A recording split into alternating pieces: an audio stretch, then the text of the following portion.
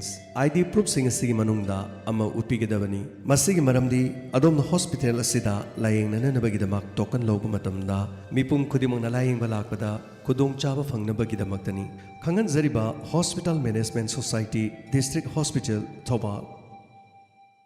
Admission open.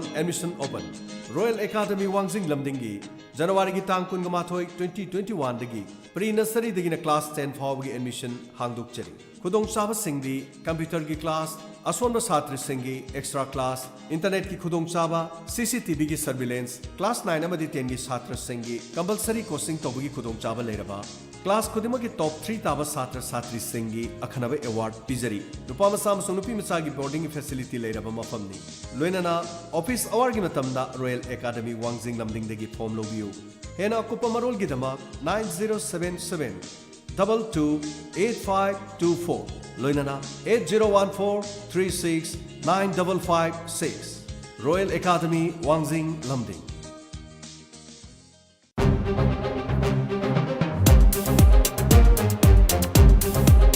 Good morning, Diamond. Good morning. Good morning. Good morning. Good morning, Diamond. Good morning. Good morning, Diamond. Adom na tabi di channel asi 91.2 MHz ta sandok chariba Manipur ki ihan hanba adugumlaba community radio service ke Good morning, Diamond gi program ne program asigi khuthangda nungtigi phongliba pawse khana nainaba amadi miyam gi phongning da phawbirapa phongning gi wakhalon bu aikoi mayam khana naina duna tanaminabagi adugumlaba akhanaba program hauzik lexare adom gi damakta Diamond Radio na sandokchari Good morning, Diamond. Good morning. Good morning. Good morning, Diamond. Good morning.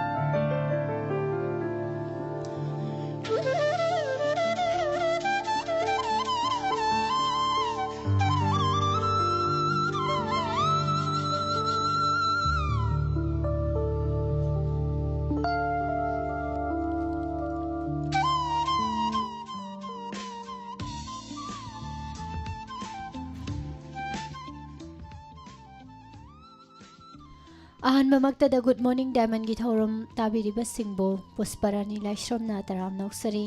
haujing nutigi phongliba pause singdagi lawthoksaba maruoiba pausing miyamda pijari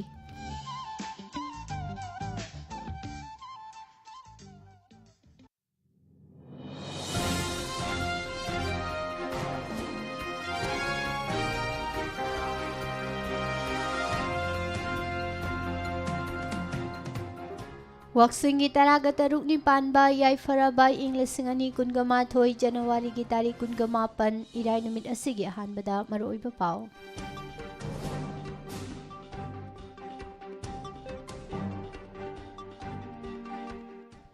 Manipuri lol gi pause sing iyekta onthokna ba miyam gi mifam pangthokre. Maitai rol da phongba pause sing kumja ing lesingani kungani thoi gi February gitari 5 dagi Mitay mayekta phongnana ba lepnakre.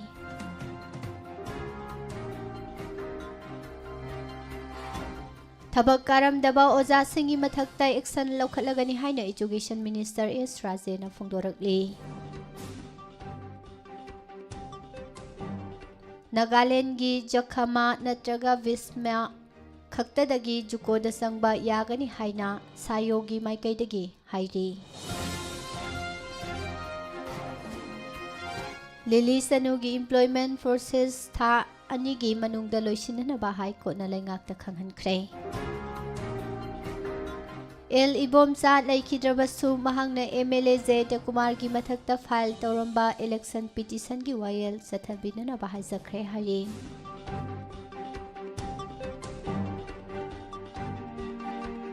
State ꯑꯁꯤꯗ ꯀꯣꯚꯤꯗ-19 ꯂꯩꯅꯥ ꯂꯥꯏꯆꯠꯀꯤ active case ꯃꯁꯤꯡ ꯅꯣꯡꯃ ꯅꯣꯡꯃꯒꯤ ꯍꯟꯊꯔꯛꯂꯦ꯫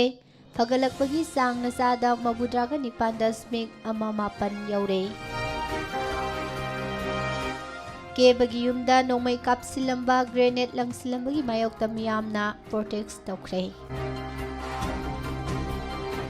ꯀꯨꯝꯍꯩ ꯍꯔꯥꯎꯒꯤꯗꯃꯛ ꯁꯦꯜ ꯆꯪꯅ ꯅꯨꯃꯤꯠ ꯈꯔꯅꯤꯗꯪꯒꯤ ꯂꯩꯇꯦꯡꯒꯤ ꯒꯦꯠꯁꯤꯡ ꯁꯥꯔꯕꯁꯨ Imphal ꯃꯌꯣꯜꯒꯤ traffic island ꯈꯔꯗꯤ ꯐꯤꯚꯝ ꯁꯣꯛꯅ ꯂꯩꯔꯤ꯫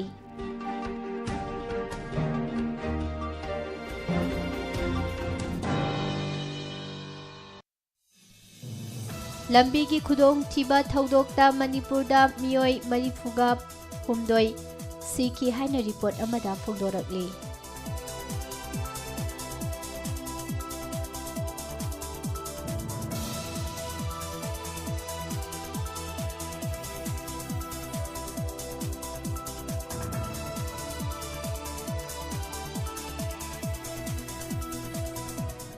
ꯂꯩꯉꯥꯛꯅ ꯑꯃꯗꯤ ꯃꯔꯤ ꯂꯩꯅꯕ ꯂꯣꯏꯁꯪꯁꯤꯡꯅ ꯀꯣꯟꯇꯦꯟꯃꯦꯟꯠ ꯑꯦꯔꯤꯌꯥ ꯑꯣꯏꯅ ꯂꯥꯎꯊꯣꯛꯇꯨꯅ ꯊꯝꯕ ꯃꯐꯝꯁꯤꯡ ꯅꯠꯇꯅ ꯑꯇꯩ ꯃꯐꯝꯁꯤꯡꯗ ꯃꯍꯧꯁꯥꯒꯨꯝ ꯂꯥꯏꯅꯤꯡ ꯂꯥꯏꯁꯣꯟ, ꯁꯥꯟꯅ ꯈꯣꯠꯅꯕ, ꯃꯍꯩ ꯃꯁꯤꯡ ꯇꯝꯕ, ꯍꯔꯥꯎ ꯀꯨꯝꯍꯩꯅꯆꯤꯡꯕ ꯄꯥꯡꯊꯣꯛꯄ ꯌꯥꯔꯒꯅꯤ ꯍꯥꯏꯔꯤ꯫ ꯑꯃꯗꯤ ꯃꯌꯥꯏ ꯀꯥꯕ ꯆꯤꯟꯖꯥꯛꯇ ꯍꯩꯅꯔꯨꯕꯁꯤꯡ ꯈꯨꯟꯅꯥꯏꯒꯤ ꯃꯤꯅꯨꯡꯁꯤ ꯉꯥꯏꯔꯤ꯫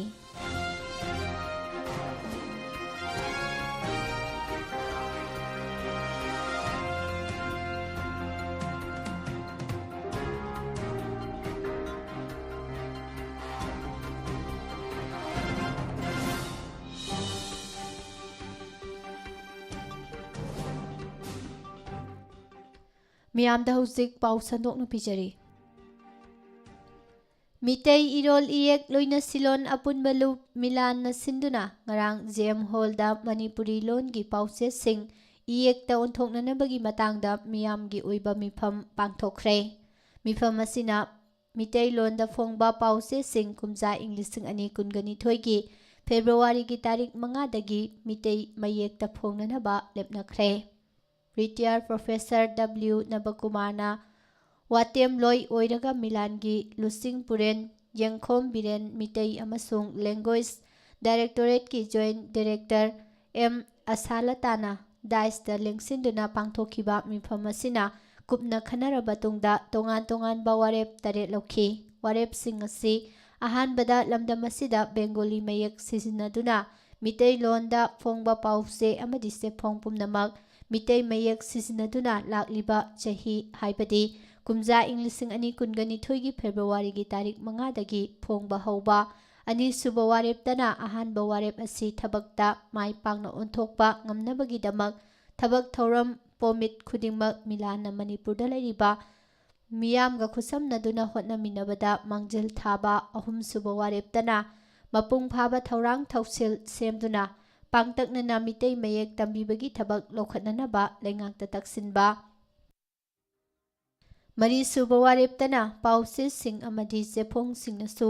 ꯑꯄꯥꯕ ꯃꯤꯁꯤꯡꯕꯨ ꯃꯤꯇꯩ ꯃꯌꯦꯛ ꯇꯝꯕꯤꯕꯒꯤ ꯀꯥꯡꯂꯣꯟꯁꯤꯡ ꯐꯣꯡꯕꯤꯗꯨꯅ ꯏꯌꯦꯛ ꯍꯩꯇꯕꯁꯤꯡꯕꯨ ꯍꯩꯍꯟꯅꯅꯕ ꯑꯆꯧꯕ ꯊꯧꯗꯥꯡ ꯂꯧꯕꯤꯅꯅꯕ ꯍꯥꯏꯖꯕ꯫ ꯃꯉꯥꯁꯨꯕ ꯋꯥꯔꯦꯞꯇꯅ ꯄꯥꯎꯆꯦꯁꯤꯡ ꯑꯃꯗꯤ ꯆꯦꯐꯣꯡꯁꯤꯡꯅ ꯄꯥꯎ ꯐꯣꯡꯕ ꯃꯇꯝꯗ ꯌꯥꯔꯤꯕ ꯃꯈꯩ ꯂꯣꯟꯌꯥꯟ ꯌꯥꯎꯗꯅ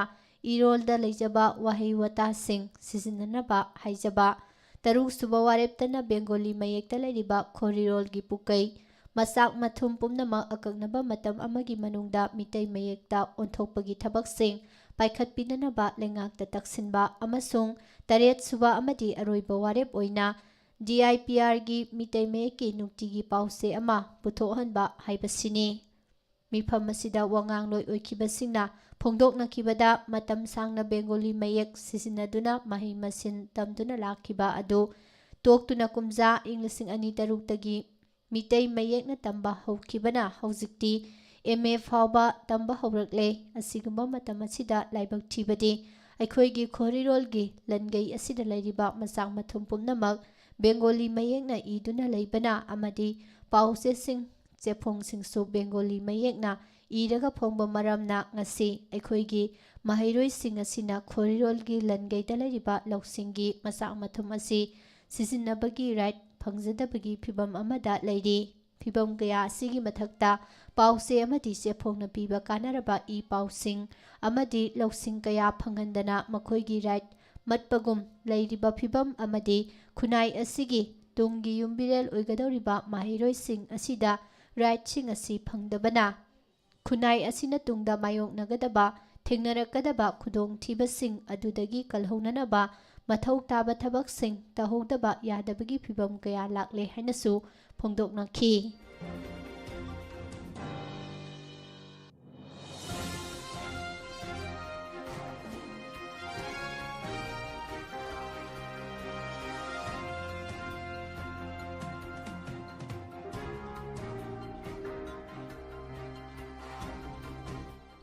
ꯃꯅꯤꯄꯨꯔ ꯂꯩꯉꯥꯛꯀꯤ ꯃꯈꯥꯗ ꯂꯩꯔꯤꯕ ꯁ꯭ꯀꯨꯜ ꯑꯃꯗꯤ ꯀꯣꯂꯦꯖꯁꯤꯡꯒꯤ ꯑꯣꯖꯥꯁꯤꯡꯅ ꯃꯔꯝ ꯆꯥꯗꯅ ꯊꯕꯛ ꯀꯥꯔꯝꯗꯕ ꯑꯃꯗꯤ ꯃꯇꯝ ꯆꯥꯅ ꯁ꯭ꯀꯨꯜ ꯀꯣꯂꯦꯖꯇ ꯌꯧꯔꯛꯄ ꯉꯝꯗ꯭ꯔꯕꯗꯤ ꯃꯈꯣꯏꯒꯤ ꯃꯊꯛꯇ ꯆꯞ ꯆꯥꯕ ꯑꯦꯛꯁꯟ ꯂꯧꯈꯠꯂꯒꯅꯤ ꯍꯥꯏꯅ ꯏꯖꯨꯀꯦꯁꯟ ꯃꯤꯅꯤꯁꯇꯔ ꯑꯦꯁ ꯔꯥꯖꯦꯅ ꯍꯥꯏꯈ꯭ꯔꯦ꯫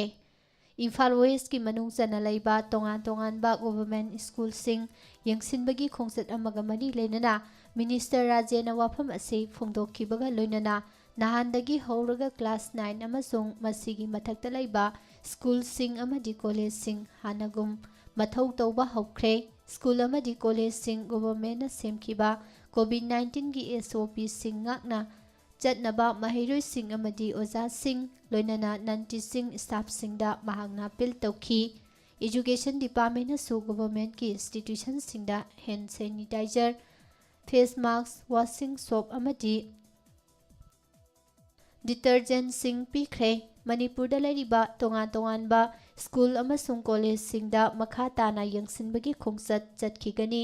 ꯃꯍꯩꯔꯣꯏꯁꯤꯡꯒꯤ ꯃꯃꯥ-ꯃꯄꯥ, ꯑꯣꯖꯥꯁꯤꯡ, ꯁꯤꯚꯤꯜ ꯁꯣꯁꯥꯏꯇꯤ ꯑꯣꯔꯒꯅꯥꯏꯖꯦꯁꯟ ꯑꯃꯁꯨꯡ ꯃꯍꯩꯔꯣꯏꯁꯤꯡꯅ ꯒꯣꯚꯔꯟꯃꯦꯟꯠꯅ ꯁ꯭ꯀꯨꯜ ꯀꯣꯂꯦꯖꯁꯤꯡ ꯅꯧꯅ ꯍꯥꯡꯗꯣꯛꯇꯨꯅ ꯄꯥꯏꯈꯠꯂꯛꯂꯤꯕ ꯊꯕꯛ ꯊꯧꯔꯝꯁꯤꯡꯗ ꯃꯇꯦꯡ ꯄꯥꯡꯅꯅꯕ ꯑꯄꯤꯜꯁꯨ ꯇꯧꯈꯤ꯫ ꯁ꯭ꯀꯨꯜꯒꯤ ꯁ꯭ꯇꯥꯐꯁꯤꯡ, ꯃꯍꯩꯔꯣꯏꯁꯤꯡ, ꯒꯥꯔꯖꯤꯌꯟꯁꯤꯡ ꯑꯃꯗꯤ ꯏꯖꯨꯀꯦꯁꯟ ꯗꯤꯄꯥꯔꯠꯃꯦꯟꯠꯀꯤ ꯑꯣꯐꯤꯁꯤꯌꯦꯜꯁꯤꯡꯅ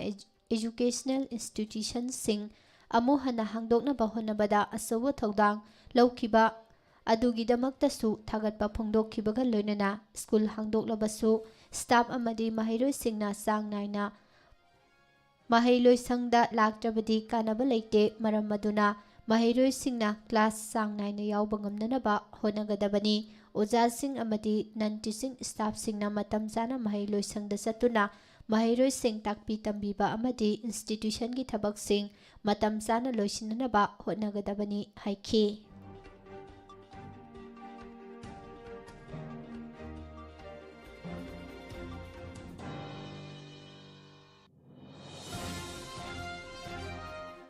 ꯃꯅꯤꯄꯨꯔ ꯂꯦꯖꯤꯁꯂꯦꯇꯤꯚ ꯑꯦꯁꯦꯝꯕ꯭ꯂꯤꯒꯤ ꯀꯨꯝꯖꯥ ꯏꯪ 2018ꯗ ꯄꯥꯡꯊꯣꯛꯈꯤꯕ 11ꯁꯨꯕ ꯃꯤꯈꯜꯗ 12 ꯀꯩꯁꯥꯝꯊꯣꯡ ꯑꯦꯁꯦꯝꯕ꯭ꯂꯤ ꯀꯣꯟꯁꯇꯤꯇ꯭ꯌꯨꯟꯁꯤꯗꯒꯤ NCPꯒꯤ ꯇꯤꯀꯦꯠꯇ ꯀꯥꯔꯛꯈꯤꯕ ꯂꯥꯡꯄꯣꯛꯂꯥꯛꯄꯝ ꯖꯌꯦꯟꯇꯀꯨꯃꯥꯔꯒꯤ ꯃꯊꯛꯇ ꯏꯂꯦꯛꯁꯟ ꯄꯤꯇꯤꯁꯟ ꯐꯥꯏꯜ ꯇꯧꯔꯝꯕ ꯄꯤꯇꯤꯁꯅꯔ ꯂꯥꯏꯁ꯭ꯔꯣꯝ ꯏꯕꯣꯝꯆꯥ ꯑꯦꯛꯁ-MLA ꯃꯁꯥ ꯂꯩꯈꯤꯗ꯭ꯔꯕꯁꯨ ꯃꯍꯥꯛꯅ ꯐꯥꯏꯜ ꯇꯧꯔꯝꯕ ꯏꯂꯦꯛꯁꯟ ꯄꯤꯇꯤꯁꯟ ꯑꯁꯤꯒꯤ ꯃꯈꯥ ꯇꯥꯕ ꯋꯥꯌꯦꯜ ꯆꯠꯊꯕꯤꯅꯅꯕ ꯍꯥꯏ ꯀꯣꯔꯠ ꯑꯣꯐ ꯃꯅꯤꯄꯨꯔꯗ ꯍꯥꯏꯖꯈ꯭ꯔꯦ꯫ ꯒꯣꯚꯔꯟꯃꯦꯟꯠ ꯑꯣꯐ ꯏꯟꯗꯤꯌꯥꯅ ꯂꯩꯕꯥꯛ ꯑꯁꯤꯒꯤ ꯃꯦꯔꯤꯇꯣꯔꯤꯌꯁ ꯁ꯭ꯄꯣꯎꯁ ꯄꯔꯁꯟꯁꯤꯡꯕꯨ ꯃꯤꯅꯤꯁꯇ꯭ꯔꯤ, ꯗꯤꯄꯥꯔꯠꯃꯦꯟꯠꯁꯤꯡꯗ ꯏꯝꯄ꯭ꯂꯣꯏꯃꯦꯟꯠ ꯄꯤꯅꯅꯕꯒꯤ ꯄꯣꯂꯤꯁꯤ ꯁ꯭ꯀꯤꯝ ꯁꯦꯝꯈꯤꯕꯒꯨꯝ ꯃꯅꯤꯄꯨꯔ ꯂꯩꯉꯥꯛꯀꯤ ꯃꯥꯏꯀꯩꯗꯒꯤꯁꯨ department of personnel and administrative reforms personnel ꯗꯤꯚꯤꯖꯟꯅ ꯑꯣꯛꯇꯣꯕꯔꯒꯤ ꯇꯥꯔꯤꯛ 18, ꯏꯪ 1999ꯗ ꯊꯣꯛꯈꯤꯕ ꯑꯣꯐꯤꯁ ꯃꯦꯃꯣꯔꯦꯟꯗꯝ ꯅꯝꯕꯔ 9/1/83 DPꯒꯤ ꯃꯇꯨꯡꯏꯟꯅ ꯁ꯭ꯄꯣꯎꯁ ꯄꯔꯁꯟꯁꯤꯡ ꯅꯣꯔꯃꯦꯜ ꯔꯤꯀ꯭ꯔꯨꯏꯠꯃꯦꯟꯠ ꯄ꯭ꯔꯣꯁꯤꯖꯔ ꯑꯃꯁꯨꯡ ꯏꯝꯄ꯭ꯂꯣꯏꯃꯦꯟꯠ ꯑꯦꯛꯁꯆꯦꯟꯖꯒꯤ ꯄ꯭ꯔꯣꯁꯤꯖꯔꯁꯤꯡ ꯀꯣꯝꯊꯣꯛꯂꯒ ꯀ꯭ꯂꯥꯁ 3 ꯑꯃꯁꯨꯡ 4ꯒꯤ ꯄꯣꯁꯠꯁꯤꯡꯗ ꯏꯝꯄ꯭ꯂꯣꯏꯃꯦꯟꯠ ꯄꯤꯒꯗꯕꯅꯤ ꯍꯥꯏꯕ ꯂꯩꯕꯗꯒꯤ ꯏꯝꯄ꯭ꯂꯣꯏꯃꯦꯟꯠ ꯄꯤꯕꯤꯅꯅꯕ ꯍꯥꯏꯖꯈ꯭ꯔꯕꯁꯨ ꯄꯤꯕꯤꯗ꯭ꯔꯦ ꯍꯥꯏꯗꯨꯅ ꯋꯥꯀꯠꯂꯛꯄꯗꯒꯤ ꯍꯥꯏ ꯀꯣꯔꯠꯅ ꯃꯅꯤꯄꯨꯔ ꯂꯩꯉꯥꯛꯀꯤ ꯃꯔꯤ ꯂꯩꯅꯕ ꯑꯣꯐꯤꯁꯤꯌꯦꯜꯁꯤꯡꯗ ꯍꯥꯏꯔꯛꯂꯤꯕ ꯏꯝꯄ꯭ꯂꯣꯏꯃꯦꯟ ꯑꯁꯤꯒꯤ ꯄ꯭ꯔꯣꯁꯦꯁ ꯊꯥ 2ꯒꯤ ꯃꯅꯨꯡꯗ ꯃꯄꯨꯡ ꯐꯥꯅ ꯂꯣꯏꯁꯤꯟꯅꯅꯕ ꯗꯤꯔꯦꯛꯁꯟ ꯄꯤꯈ꯭ꯔꯦ꯫ ꯃꯅꯤꯄꯨꯔ ꯂꯩꯉꯥꯛꯅ ꯊꯣꯛꯈꯤꯕ ꯑꯣꯐꯤꯁ ꯃꯦꯃꯣꯔꯦꯟꯗꯝ ꯑꯁꯤꯒꯤ ꯃꯇꯨꯡ ꯏꯟꯅ ꯄꯤꯐꯝ ꯊꯣꯛꯄ ꯏꯝꯄ꯭ꯂꯣꯏꯃꯦꯟ ꯄꯤꯕꯤꯅꯅꯕ ꯍꯥꯏꯖꯈꯤꯕꯗꯒꯤ ꯃꯁꯤꯒꯤ ꯃꯔꯤ ꯂꯩꯅꯕ ꯊꯕꯛꯁꯤꯡ ꯂꯧꯈꯠꯂꯦ ꯍꯥꯏꯔꯒꯁꯨ ꯆꯍꯤ 2 ꯍꯦꯟꯖꯤꯜꯂꯛꯂꯕ ꯐꯥꯎꯕꯗ ꯏꯝꯄ꯭ꯂꯣꯏꯃꯦꯟ ꯄꯤꯗ꯭ꯔꯦ ꯍꯥꯏꯗꯨꯅ ꯍꯥꯏ ꯀꯣꯔꯠ ꯑꯣꯐ ꯃꯅꯤꯄꯨꯔꯅ ꯋꯥꯀꯠꯂꯛꯂꯤꯕ ꯁꯥꯟꯅꯔꯣꯏ ꯑꯁꯤꯒꯤ ꯃꯃꯤꯡ ꯄꯥꯎꯅꯝ ꯂꯤꯂꯤ ꯆꯅꯨ ꯆꯍꯤ 32, ꯁꯒꯣꯜꯕꯟ ꯈꯝꯅꯥꯝ ꯀꯩꯊꯦꯜ ꯁꯣꯌꯥꯝ ꯂꯩꯔꯛꯇꯒꯤ ꯂꯩꯈꯤꯗ꯭ꯔꯕ ꯄꯤ ꯁ꯭ꯌꯥꯝ ꯀꯟꯍꯩꯒꯤ ꯃꯆꯥꯅꯨꯄꯤꯅꯤ ꯍꯥꯏꯔꯤ꯫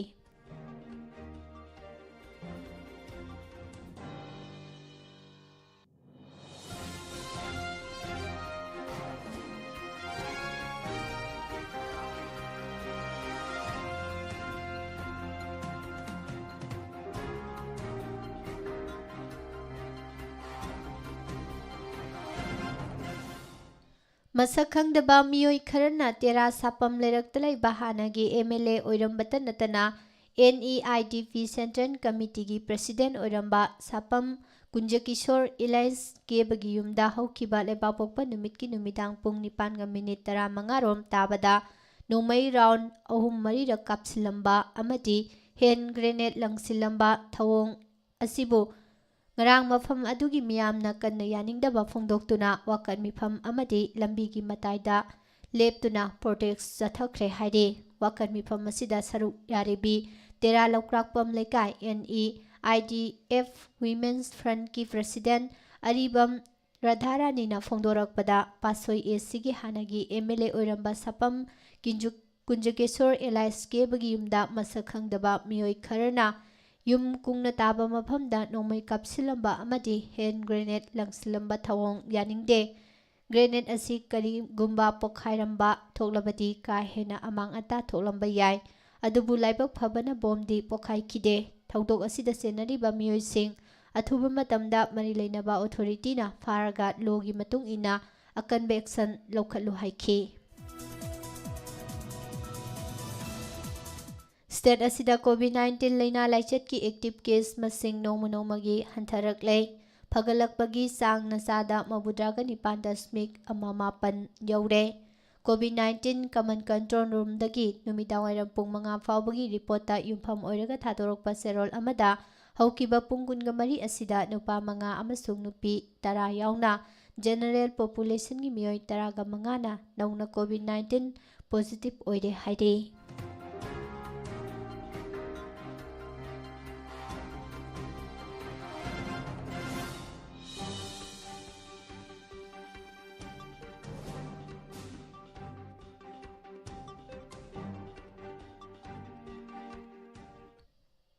ꯁ꯭ꯃꯥꯔꯠ ꯁꯤꯇꯤ ꯑꯃ ꯑꯣꯏꯍꯟꯅꯕꯒꯤ ꯃꯪꯂꯥꯟ ꯀꯟꯅ ꯃꯪꯂꯤꯕ ꯁ꯭ꯇꯦꯠ ꯑꯁꯤꯒꯤ ꯀꯦꯄꯤꯇꯦꯜ ꯑꯃꯁꯨ ꯑꯣꯏꯔꯤꯕ ꯏꯝꯐꯥꯜ ꯃꯌꯣꯜꯒꯤ ꯇ꯭ꯔꯥꯐꯤꯛ ꯑꯥꯏꯂꯦꯟꯗ ꯈꯔꯒꯤ ꯐꯤꯚꯝ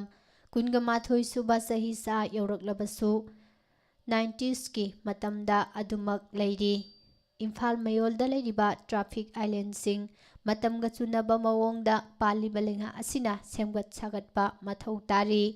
ꯍꯧꯖꯤꯛ ꯏꯝꯐꯥꯜ ꯃꯅꯨꯡꯗ ꯇ꯭ꯔꯥꯐꯤꯛ ꯁꯤꯒꯅꯦꯜ ꯂꯥꯏꯠ ꯁꯤꯁꯇꯦꯝ ꯃꯊꯧ ꯈꯔ ꯐꯖꯅ ꯇꯧꯔꯤꯕ ꯑꯁꯤ ꯔꯥꯖ ꯚꯕꯟ ꯃꯃꯥꯡ, ꯁꯦꯝ ꯕꯪꯒ꯭ꯂꯣꯒꯤ ꯃꯃꯥꯡ, ꯀꯪꯂꯥꯒꯤ ꯋꯦꯁꯇꯔꯟ ꯒꯦꯠ, ꯀꯩꯁꯥꯝꯄꯥꯠ ꯀ꯭ꯋꯥꯀꯩꯊꯦꯜ, ꯁꯤꯡꯖꯃꯩ, ꯆꯤꯉꯥꯃꯈꯣꯡ, ꯈꯨꯌꯥꯊꯣꯡ, ꯆꯤꯡꯃꯩꯔꯣꯡ, ꯅꯣꯔꯊ AOC ꯑꯃꯗꯤ ꯃꯤꯅꯨꯊꯣꯡꯗ ꯂꯩꯔꯤꯕ ꯑꯁꯤꯅꯤ꯫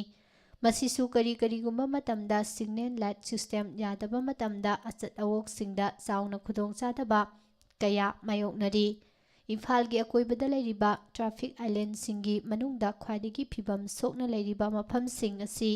ꯃꯤꯅꯨꯊꯣꯡ ꯃꯌꯥꯗ ꯂꯩꯔꯤꯕ ꯇ꯭ꯔꯥꯐꯤꯛ ꯄꯣꯏꯟꯠ, ꯂꯝꯂꯣꯡ ꯈꯨꯌꯥꯊꯣꯡ, ꯀ꯭ꯋꯥꯀꯩꯊꯦꯜ, ꯅꯒꯥꯃꯄꯥꯟ ꯑꯃꯗꯤ ꯋꯥꯍꯦꯡꯕꯝ ꯂꯩꯀꯥꯏ ꯃꯆꯤꯟꯗ ꯂꯩꯔꯤꯕ ꯇ꯭ꯔꯥꯐꯤꯛ ꯄꯣꯏꯟꯠꯁꯤꯡ ꯑꯁꯤꯅ ꯑꯣꯏꯔꯤ꯫ ꯍꯥꯏꯔꯤꯕ ꯇ꯭ꯔꯥꯐꯤꯛ ꯄꯣꯏꯟꯠꯁꯤꯡ ꯑꯁꯤꯗ ꯇ꯭ꯔꯥꯐꯤꯛ ꯁꯤꯒꯅꯦꯜ ꯂꯥꯏꯠ ꯁꯤꯁꯇꯦꯝ ꯂꯩꯇꯕ ꯄꯣꯏꯟꯠꯁꯤꯡꯁꯨ ꯌꯥꯎꯔꯤ꯫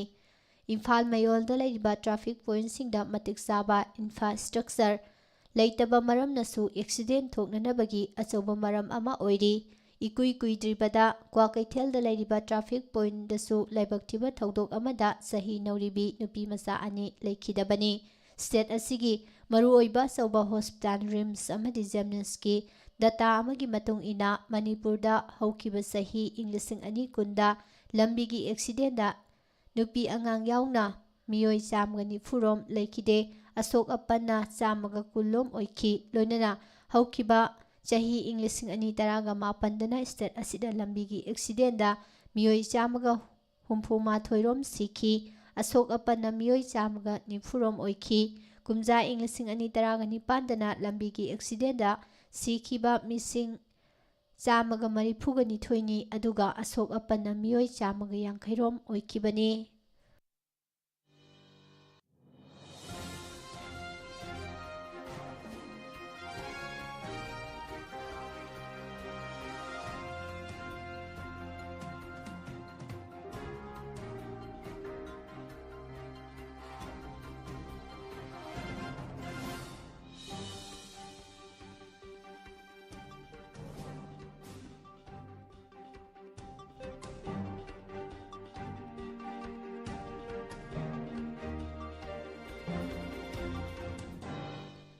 ꯃꯅꯤꯄꯨꯔ ꯑꯃꯗꯤ ꯅꯥꯒꯥꯂꯦꯟꯗꯒꯤ ꯂꯣꯟꯅꯕꯗ ꯂꯩꯔꯤꯕ ꯖꯨꯀꯣ ꯇꯝꯄꯥꯛꯇ ꯂꯝ ꯀꯣꯏꯕꯁꯤꯡ ꯂꯥꯛꯂꯤꯕ ꯐꯦꯕ꯭ꯔꯨꯋꯥꯔꯤꯒꯤ ꯇꯥꯔꯤꯛ 1ꯗꯒꯤ ꯆꯪꯕ ꯌꯥꯔꯒꯅꯤ꯫ ꯑꯗꯨꯃꯛꯄꯨ ꯂꯝ ꯀꯣꯏꯕ ꯂꯥꯛꯄꯁꯤꯡꯅ ꯅꯥꯒꯥꯂꯦꯟꯗꯒꯤ ꯖꯈꯃꯥ ꯅꯠꯇ꯭ꯔꯒ ꯕꯤꯁ꯭ꯋꯦꯃꯥꯒꯤ ꯑꯦꯟꯇ꯭ꯔꯤ ꯄꯣꯏꯟꯠ ꯑꯁꯤ ꯈꯛꯇꯗꯒꯤ ꯚꯦꯂꯤ ꯑꯁꯤꯗ ꯆꯪꯕ ꯌꯥꯒꯅꯤ꯫ ꯑꯇꯣꯞꯄ ꯃꯐꯝꯁꯤꯡꯗꯒꯤ ꯆꯪꯂꯛꯄ ꯃꯤꯑꯣꯏꯁꯤꯡꯒꯤ ꯃꯊꯛꯇ ꯃꯇꯤꯛ ꯆꯥꯕ ꯑꯦꯛꯁꯟ ꯂꯧꯈꯠꯀꯅꯤ ꯍꯥꯏꯅ ꯁꯥꯎꯗꯔꯟ ꯑꯪꯒꯥꯃꯤ ꯌꯨꯊ ꯑꯣꯔꯒꯅꯥꯏꯖꯦꯁꯟ ꯁꯥꯌꯣꯅ ꯈꯪꯍꯜꯂꯛꯂꯤ꯫ ꯋꯥꯐꯝ ꯑꯁꯤ ꯉꯔꯥꯡ ꯀꯣꯍꯤꯃꯥꯗ ꯄꯥꯡꯊꯣꯛꯈꯤꯕ ꯁꯥꯌꯣꯒꯤ ꯑꯦꯖꯨꯀꯦꯇꯤꯕ ꯃꯦꯝꯕꯔꯁꯤꯡꯒꯤ ꯃꯤꯐꯝꯒ ꯃꯔꯤ ꯂꯩꯅꯅ ꯄꯥꯎꯃꯤꯁꯤꯡꯒ ꯎꯅꯕꯗ ꯁꯥꯌꯣꯒꯤ ꯄ꯭ꯔꯦꯁꯤꯗꯦꯟꯠ ꯖꯥꯀꯩꯂꯦꯇꯣ ꯁꯨꯀ꯭ꯔꯨꯅ ꯐꯣꯡꯗꯣꯔꯛꯈꯤꯕꯅꯤ꯫ ꯚꯦꯂꯤ ꯑꯁꯤꯕꯨ ꯌꯦꯡꯕ ꯂꯥꯛꯄ ꯃꯤꯑꯣꯏꯁꯤꯡꯅ ꯍꯥꯏꯔꯤꯕ ꯆꯦꯛ ꯄꯣꯏꯟꯠ ꯑꯅꯤ ꯑꯁꯤꯗ ꯃꯁꯥꯒꯤ ꯁꯛꯇꯥꯛꯆꯦ ꯄꯤꯔꯝꯒꯗꯕꯅꯤ꯫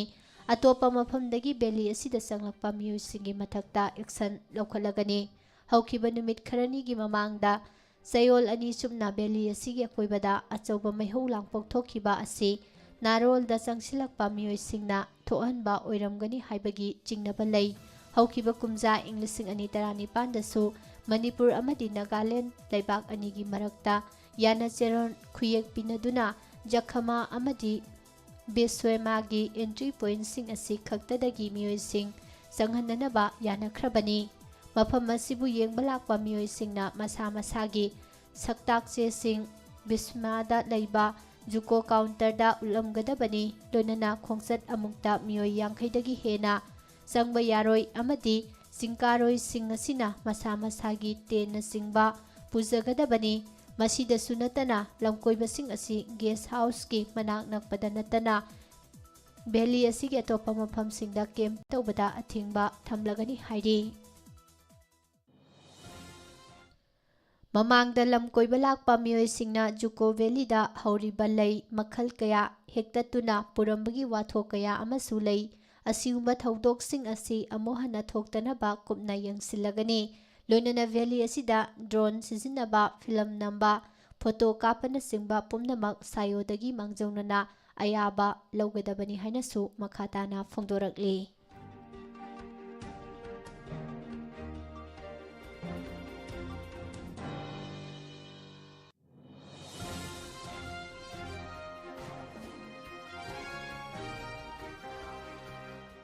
ꯀꯣꯂꯦꯖ ꯑꯣꯖꯥꯁꯤꯡꯒꯤ 8ꯁꯨꯕ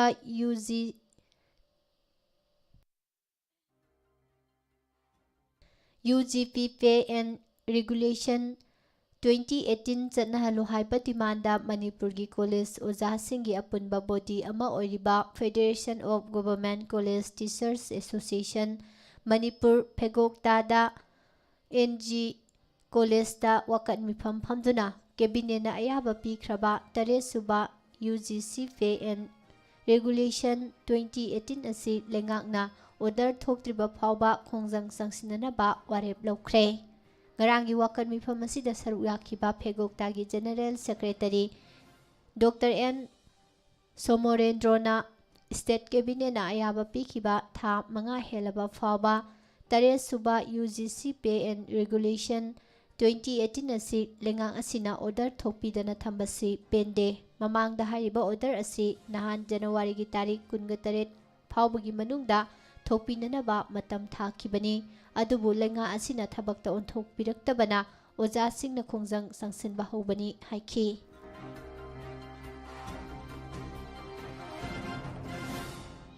ꯂꯩꯕꯥꯛ ꯑꯁꯤꯒꯤ ꯃꯐꯝ ꯈꯔꯗ ꯕꯥꯔꯗ ꯐ꯭ꯂꯨ ꯁꯟꯗꯣꯔꯛꯄꯗꯒꯤ ꯆꯦꯛꯁꯤꯟ ꯊꯧꯔꯥꯡ ꯂꯧꯈꯠꯄ ꯑꯣꯏꯅ ꯃꯅꯤꯄꯨꯔ ꯂꯩꯉꯥꯛꯅ ꯆꯠꯂꯤꯕ ꯊꯥ ꯑꯁꯤꯒꯤ ꯇꯥꯔꯤꯛ 11ꯗꯒꯤ ꯌꯦꯟ ꯌꯦꯔꯨꯝꯅꯆꯤꯡꯕ ꯄꯨꯁꯤꯜꯂꯛꯄꯗ ꯑꯊꯤꯡꯕ ꯊꯝꯂꯝꯕ ꯑꯗꯨ ꯉꯔꯥꯡꯗꯒꯤ ꯂꯧꯊꯣꯛꯈ꯭ꯔꯦ ꯍꯤꯔꯝ ꯑꯁꯤꯒꯤ ꯃꯇꯥꯡꯗ ꯑꯣꯔꯗꯔ ꯑꯃ ꯊꯣꯛꯈ꯭ꯔꯦ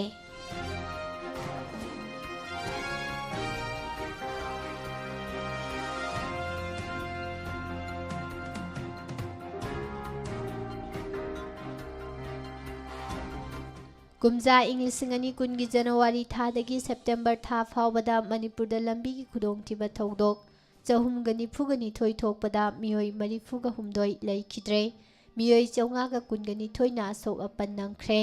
ꯏꯟꯗꯤꯌꯥꯒꯤ ꯑꯣꯏꯅ ꯌꯦꯡꯕꯗ ꯂꯝꯕꯤꯒꯤ ꯈꯨꯗꯣꯡꯊꯤꯕ ꯊꯧꯗꯣꯛꯁꯤꯡ ꯑꯁꯤꯅ ꯃꯤꯑꯣꯏꯕꯒꯤ ꯄꯨꯟꯁꯤ ꯂꯣꯝꯍꯟꯅꯕꯒꯤ ꯈ꯭ꯋꯥꯏꯗꯒꯤ ꯑꯆꯧꯕ ꯃꯔꯝ ꯑꯃ ꯑꯣꯏꯕꯇ ꯅꯠꯇꯅ ꯃꯁꯤꯅ ꯍꯛꯆꯥꯡꯒꯤ ꯐꯤꯚꯝ ꯁꯣꯏꯅꯥꯏꯍꯟꯕ ꯍꯣꯁꯄꯤꯇꯥꯂꯥꯏꯖꯦꯁꯟ ꯇꯧꯍꯟꯅꯕꯒꯤ ꯑꯆꯧꯕ ꯃꯔꯝ ꯑꯃꯁꯨ ꯑꯣꯏꯔꯦ ꯃꯥꯂꯦꯝꯒꯤ ꯑꯣꯏꯅ ꯂꯩꯕꯥꯛ 138ꯒꯤ ꯃꯅꯨꯡꯗ ꯏꯟꯗꯤꯌꯥꯅ ꯂꯝꯕꯤꯒꯤ ꯈꯨꯗꯣꯡꯊꯤꯕ ꯊꯧꯗꯣꯛ ꯊꯣꯛꯄꯗ ꯑꯍꯥꯟꯕ ꯔꯦꯡꯛꯇ ꯂꯩꯔꯦ ministry of road transport and ꯍꯥꯏꯋꯦꯁꯀꯤ ꯔꯤꯄꯣꯔꯠ ꯃꯇꯨꯡ ꯏꯟꯅ ꯀꯨꯝꯖꯥ ꯏꯪ 2018ꯗ ꯂꯩꯕꯥꯛ ꯑꯁꯤꯗ ꯂꯝꯕꯤꯒꯤ ꯈꯨꯗꯣꯡꯊꯤꯕ ꯊꯧꯗꯣꯛ 4,98,2 ꯊꯣꯛꯄꯒꯤ ꯃꯅꯨꯡꯗ ꯃꯤꯑꯣꯏ 1,51,058 ꯁꯤꯈꯤ ꯑꯗꯨꯒ ꯃꯤꯑꯣꯏ 1,51,364 ꯑꯁꯣꯛ ꯑꯄꯟ ꯅꯪꯈꯤ ꯆꯍꯤ ꯑꯁꯤꯗ ꯂꯩꯕꯥꯛ ꯑꯁꯤꯒꯤ ꯑꯄꯨꯟꯕ ꯁꯤꯈꯤꯕ ꯃꯤꯑꯣꯏ 1,51,118ꯒꯤ ꯃꯅꯨꯡꯗ ꯑꯋꯥꯡ ꯅꯣꯡꯄꯣꯛ ꯁ꯭ꯇꯦꯠꯇ ꯃꯤꯑꯣꯏ 4,083 ꯁꯤꯈꯤ ꯂꯣꯏꯅꯅ ꯃꯅꯤꯄꯨꯔꯗꯒꯤ ꯃꯤꯑꯣꯏ 153 ꯆꯍꯤ ꯑꯁꯤꯗ ꯂꯝꯕꯤꯒꯤ ꯈꯨꯗꯣꯡꯊꯤꯕ ꯊꯧꯗꯣꯛꯇ ꯁꯤꯈꯤ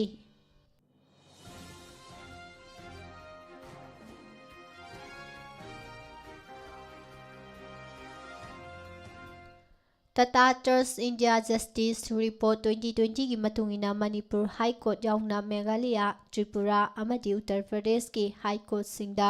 ꯅꯨꯄꯤ ꯖꯖ ꯑꯃꯨꯛ ꯐꯥꯎꯕ ꯂꯩꯕ ꯉꯝꯗ꯭ꯔꯤ ꯍꯥꯏꯅ ꯑꯦꯖꯦꯟꯁꯤꯗꯒꯤ ꯐꯪꯕ ꯄꯥꯎ ꯑꯃꯅ ꯍꯥꯏꯔꯤ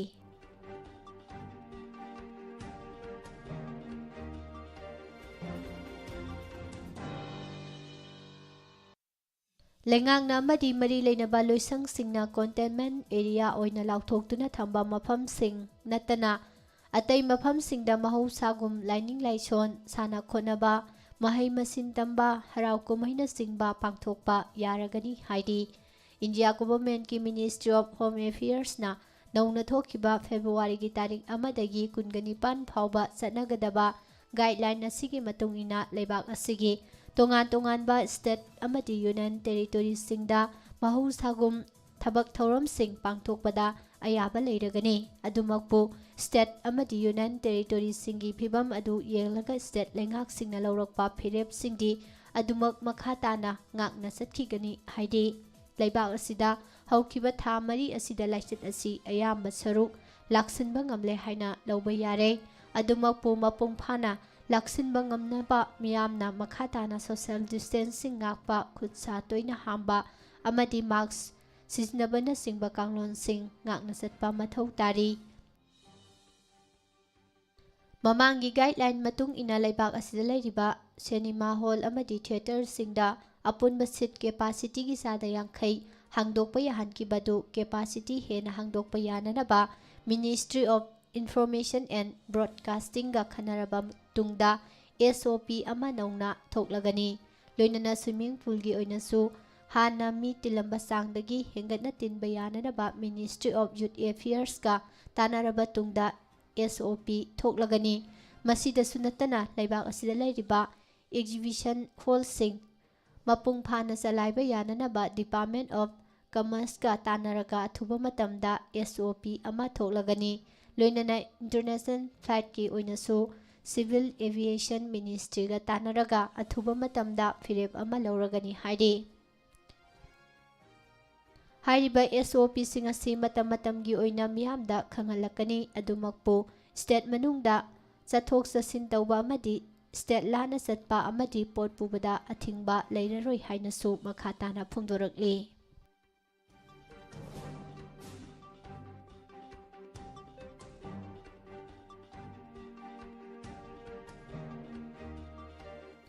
Punsigi tangkak amada thokiba thaudok amadagi mayai kaba chinjakta hainaruraba nupising kunaina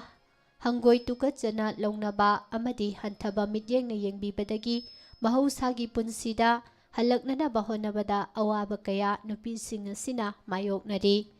Myanmarga tainaba Manipurgi ngamkhaida sambal khadaba kilometer sahumgi mathakta ahoba lairiba sina state asida mayai kaba chinjaksing khutpu kharana aronba lambising sizinaduna leptana pusilakpadagi lamdam asida drugki wathok loiba naidri sairak asida laikai khul khudingi mayai kaba chinjaki pakta lupkiba nahagi masing thingamdre mayai kaba drug sizinarubadagi laichuba nupa amadi nupigi chang asi nupana adumak henpham thoi adubu nupigi masingsu laitaba haibadudi oidre. Punsigi tangkak amada chinjak sing asi hainaruba nupa singi oinadi khunai asina yaba rehabilitation center kaya ama leiri amadi leikai khulda leiba drug zaba naha sing center da thamba haibasi mipum khudingna pirakadaba pauktakni adubu haiba chinjak sing asi wakhal phatha houdaduna tanglubadagi hainakhiba nupi singbudi layeng biduna mahausagi punsida puraknaba honabagi mahutta hangoi tuka chana amadi tathi tawina tawbiri masina maram oiduna nupi kaya amadi masa mathanta sijakhiba natraga nataba senda lambida khungdakhiba yaudaba nate wafam asiga mari leinana shelter home singda lairiba nupi singa khanana unaduna wari sabada makhoi ayamba khunaina ingthopiba amasung khunaigi minok maisa kibadagi lotnanaba honabada awaba kaya thengnabagi mami ama uba phanglakhibani.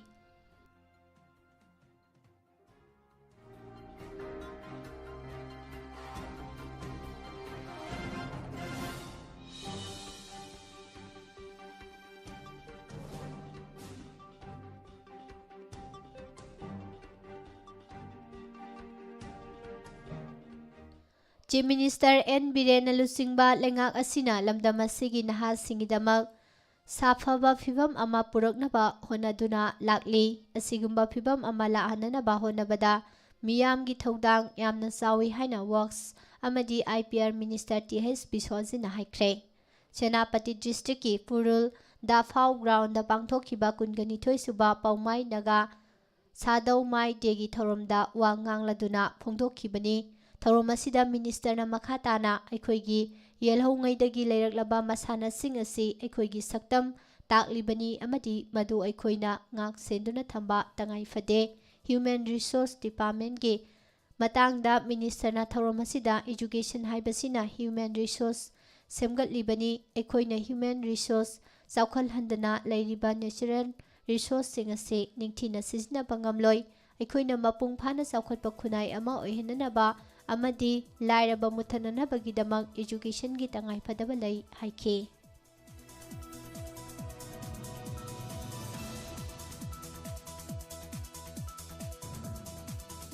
Leibak asigi tongan ba state singda bird flu sandorakpaga loinana lawkhatpa yaba cheksin thorang oina ningthina amadi munna thongdriba yerum sing sabiganu haina Food Safety and Standard Authority of India Fasaina thokpa anoba kanglon amana hairi haiba fasaigi anoba kanglon asina makhatana pallibadi bird flu hairiba usek amadi yen nganu da sandokpa laina asidagi miyamna ngakthoknanaba tangai fadana Celsius degree humbudradagi tadana yerum amadi asemba sa sing thonggadabani virus asidagi sungsoi choidana ngakthoknanaba tangai fadana yariba makhai ningthina amadi munna thongdoklaba sa khaktamak chagadabani half boil jerum charoidabani munphatriba yen charoidabani laichat asi leire haina khangba natraga singnaba mafamdagi yen nganu sing hakthengnana pairoidabani asiba yen nganu khutna pairoidabani ꯁꯦꯝꯗꯣꯛꯂꯕ ꯁꯥꯁꯤꯡ ꯀꯨꯞꯁꯤꯟꯗꯨꯅ ꯊꯝꯒꯗꯕꯅꯤ ꯑꯃꯗꯤ ꯄꯥꯏꯕ ꯃꯇꯝꯗ hand ꯒ꯭ꯂꯣꯕꯅꯆꯤꯡꯕ ꯎꯞꯇꯨꯅ ꯆꯦꯛꯁꯤꯟ ꯊꯧꯔꯥꯡ ꯄꯥꯏꯈꯠꯀꯗꯕꯅꯤ ꯁꯥ ꯁꯦꯝꯕꯗ ꯃꯥꯛꯁ ꯎꯞꯀꯗꯕꯅꯤ ꯈꯨꯠ ꯁꯥ ꯅꯤꯡꯊꯤꯅ ꯑꯃꯗꯤ ꯇꯣꯏꯅ ꯍꯥꯝꯗꯣꯛ ꯆꯥꯝꯊꯣꯛꯀꯗꯕꯅꯤ ꯁꯥ ꯌꯦꯟ ꯂꯣꯏꯔꯤꯕ ꯃꯐꯝꯁꯤꯡ ꯂꯨ ꯅꯥꯟꯅ ꯊꯝꯒꯗꯕꯅꯤ ꯑꯃꯗꯤ ꯌꯦꯟ ꯉꯥꯅꯨ ꯑꯁꯦꯝꯕ ꯌꯦꯔꯨꯝ ꯑꯃꯁꯨꯡ ꯄꯣꯜꯇ꯭ꯔꯤꯒꯤ ꯄꯣꯠꯊꯣꯛꯁꯤꯡ ꯅꯤꯡꯊꯤꯅ ꯊꯣꯡꯗꯨꯅ ꯆꯥꯒꯗꯕꯅꯤ ꯍꯥꯏꯅ ꯀꯥꯡꯂꯣꯟ ꯑꯁꯤꯗ ꯄꯜꯂꯤ꯫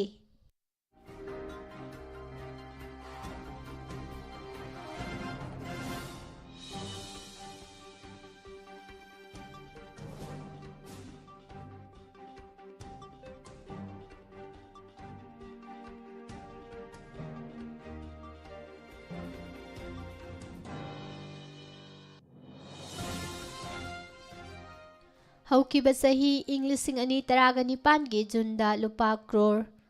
18 ꯍꯦꯟꯕꯒꯤ ꯗ꯭ꯔꯒ ꯐꯥꯕꯗ ꯆꯦꯟꯅꯕ ꯑꯣꯇꯣꯅꯣꯃꯁ ꯗꯤꯁꯇ꯭ꯔꯤꯛ ꯀꯥꯎꯟꯁꯤꯜ (ADC) ꯆꯥꯟꯗꯦꯜꯒꯤ ꯆꯤꯌꯔꯃꯦꯟ ꯑꯣꯏꯔꯝꯕ ꯂꯨꯈꯣꯁꯩ ꯖꯧꯕꯨ ꯃꯔꯥꯜ ꯂꯩꯇꯦ ꯍꯥꯏꯗꯨꯅ ꯍꯧꯈꯤꯕ ꯆꯍꯤꯒꯤ ꯗꯤꯁꯦꯝꯕꯔꯒꯤ ꯇꯥꯔꯤꯛ 18ꯗ NDNPS ꯀꯣꯔꯠꯅ ꯊꯥꯗꯣꯔꯛꯄꯒꯤ ꯃꯥꯌꯣꯛꯇ ꯌꯥꯅꯤꯡꯗꯕ ꯐꯣꯡꯗꯣꯛꯇꯨꯅ ꯉꯔꯥꯡ ꯅꯨꯡꯊꯤꯜ ꯄꯨꯡ 1 ꯇꯥꯕ ꯃꯇꯝꯗ ꯏꯝꯐꯥꯜ ꯋꯦꯁ ꯗꯤꯁꯇ꯭ꯔꯤꯛꯀꯤ ꯃꯅꯨꯡ ꯆꯟꯕ ꯀꯣꯟꯊꯧꯖꯝ ꯂꯥꯏꯔꯦꯝꯕꯤ ꯂꯩꯀꯥꯏ ꯃꯩꯔꯥ ꯁꯪꯗ Konthoujam youth piece club, Konthoujam ꯂꯥꯏꯔꯦꯝꯕꯤ ꯋꯤꯃꯦꯟ ꯋꯦꯜꯐꯤꯌꯔ ꯑꯦꯁꯣꯁꯤꯌꯦꯁꯟ ꯑꯃꯁꯨꯡ ꯀꯗꯥ ꯄꯨꯟꯅ ꯈꯨꯠꯁꯝꯅꯗꯨꯅ ꯃꯤꯌꯥꯝꯒꯤ ꯑꯣꯏꯕ ꯋꯥꯀꯠ ꯃꯤꯐꯝ ꯐꯤꯖꯤꯀꯦꯜ ꯗꯤꯁꯇꯦꯟꯁꯤꯡ ꯉꯥꯛꯅ ꯄꯥꯡꯊꯣꯛꯈ꯭ꯔꯦ ꯍꯥꯏꯅ ꯀꯗꯥꯒꯤ ꯏꯟꯐꯣꯔꯃꯦꯁꯟ ꯑꯦꯟ ꯄꯕ꯭ꯂꯤꯁꯤꯇꯤ ꯁꯦꯀ꯭ꯔꯦꯇꯔꯤ ꯈꯨꯟꯗꯣꯡꯕꯝ ꯑꯅꯟꯅ ꯐꯣꯡꯗꯣꯔꯛꯂꯤ꯫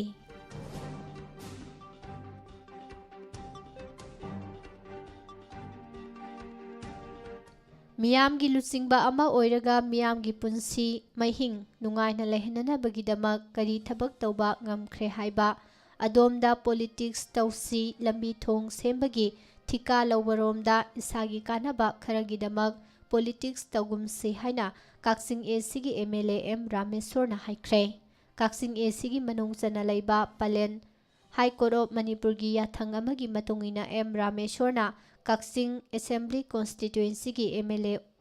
ꯑꯣꯏꯔꯛꯈ꯭ꯔꯕ ꯃꯇꯨꯡꯗ ꯄꯂꯦꯟ ꯑꯦꯔꯤꯌꯥ ꯗꯤꯚꯦꯂꯞꯃꯦꯟꯠ ꯀꯝꯃꯤꯇꯤ ꯑꯃꯁꯨꯡ BJP ꯌꯨꯊ ꯄꯂꯦꯟ ꯑꯅꯤꯅ ꯄꯨꯟꯅ ꯈꯨꯠꯁꯝꯅꯗꯨꯅ ꯄꯂꯦꯟ ꯀꯝꯃ꯭ꯌꯨꯅꯤꯇꯤ ꯍꯣꯜꯗ ꯍꯔꯥꯎ ꯇꯌꯥꯝꯅ ꯑꯣꯛꯄꯒꯤ ꯊꯧꯔꯝꯗ MLA ꯔꯥꯃꯦꯁ꯭ꯋꯔꯅ ꯃꯈꯥ तारादुना MLA ꯑꯣꯏꯔꯛꯂꯕ ꯃꯇꯨꯡꯗ ꯄꯂꯦꯟ ꯑꯦꯔꯤꯌꯥꯗ ꯄꯥꯏꯈꯠꯅꯅꯕ ꯊꯕꯛ ꯊꯧꯔꯝꯁꯤꯡ ꯄꯜꯂꯗꯨꯅ ꯄꯂꯦꯟ ꯏꯃꯥ ꯀꯩꯊꯦꯜ ꯁꯥꯅꯅꯕ ꯂꯨꯄꯥ ꯀ꯭ꯔꯣꯔ 10 ꯀꯥꯏꯊꯣꯛꯇꯨꯅ ꯂꯩꯔꯦ꯫ ꯋꯥꯇꯔ ꯁꯄ꯭ꯂꯥꯏ ꯁꯥꯕꯒꯤꯗꯃꯛꯇꯁꯨ ꯄꯂꯦꯟꯒꯤ ꯃꯐꯝ ꯆꯥꯕ ꯌꯦꯡꯗꯨꯅ ꯁꯥꯒꯠꯅꯅꯕ ꯊꯧꯔꯥꯡ ꯂꯩꯔꯦ꯫ ꯋꯥꯇꯔ ꯁꯄ꯭ꯂꯥꯏ ꯁꯥꯕꯒꯤꯗꯃꯛꯁꯨ ꯄꯂꯦꯟꯒꯤ ꯃꯐꯝ ꯆꯥꯕ ꯌꯦꯡꯗꯨꯅ ꯁꯥꯒꯠꯅꯕ ꯊꯧꯔꯥꯡ ꯂꯩꯔꯦ ꯑꯃꯗꯤ ꯄꯂꯦꯟ ꯍꯣꯁꯄꯤꯇꯥꯜ ꯑꯞꯒ꯭ꯔꯦꯗ ꯇꯧꯅꯅꯕꯒꯤ ꯊꯧꯔꯥꯡꯁꯤꯡ ꯂꯩꯔꯦ ꯍꯥꯏꯅꯁꯨ ꯐꯣꯡꯗꯣꯛꯂꯝꯈꯤ꯫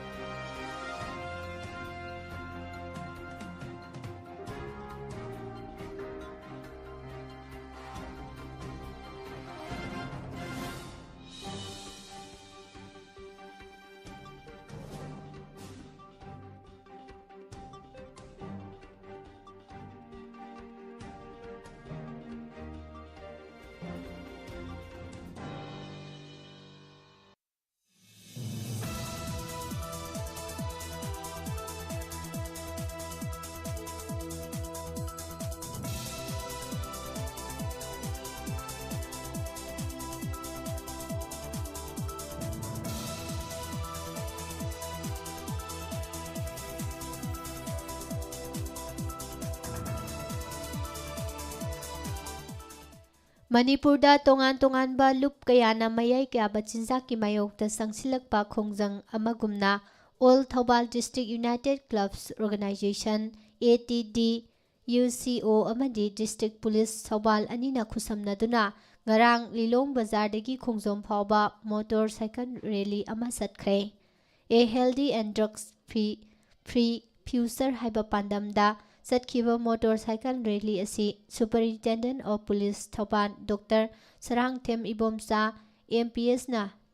ꯂꯝꯊꯥꯔꯛꯂꯒ ꯈꯣꯡꯖꯣꯝ ꯁꯥꯜ ꯚꯤꯂꯦꯖꯗ ꯂꯩꯕ ꯁ꯭ꯂꯣꯞꯂꯦꯟ ꯄꯕ꯭ꯂꯤꯛ ꯁ꯭ꯀꯨꯜ ꯐꯥꯎꯕ ꯆꯠꯂꯨꯔꯕ ꯃꯇꯨꯡꯗ ꯈꯣꯡꯖꯣꯝ ꯄꯨꯂꯤꯁ ꯁ꯭ꯇꯦꯁꯟꯗ ꯊꯨꯡꯈꯤ꯫ ꯔꯦꯂꯤ ꯑꯁꯤꯗ "choose to live free from addiction: the healthy don't drugs haksang phabana asengbalani no drugs yes to life cocaine is just inchen haibana singba plate card singsu sizinaki rally asiga mari lainana miyam gi oiba mifam amasu pangthokki mifam asida Thobal gi SP Dr. S. Ibomsa All Manipur United Clubs Organization amuko gi president Nando Luwang Poirei Leimarol Maira Paipi Apunbalup ki president Ima L. Memchaubi All Manipur Women Voluntary Association gi president Kunjarani Sapam Gram Panchayat ki pradhan S. Rameshwar All Thobal District Maira Paibi ki president Ima Maipak All Thobal District United Clubs Organization ki president Rajen Loitang amadi organization asige advisor KH Ibomsana president member oina saruyaki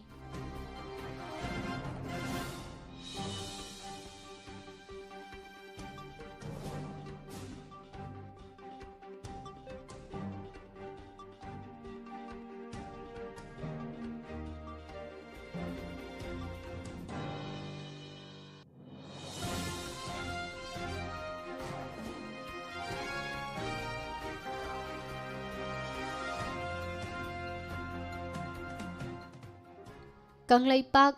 Loina Silon Apunba Marup Kalam gi sahi amamam kalaga piba Lesang Them Somananda Ningsing Loina Silon Mana Inglising Ani Kun Yumnam Chanu Wanglen Thoibi Chaireng Lairik Naitom Taba Ireida Piragani Lupa Lising Manga Sal Amadi Citation Yauba Manasi SDF Thobal Lesang Them Nakatpani Aduga Haubam Sanazauba Ningsing Loina Silon Mana Inglising Ani Kunga Mathoina Rameswar Sarungbamgi Saireng Lairi Kairaba Sapuda Viragani Hairi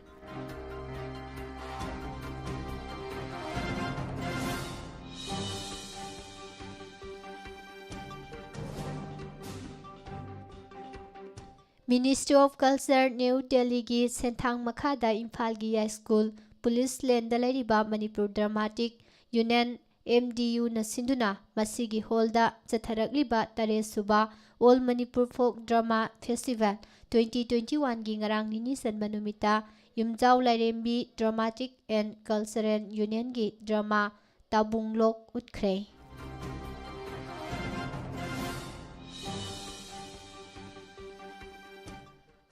Potloi semba amadi setpada thainadagi sagon naraklaba mayek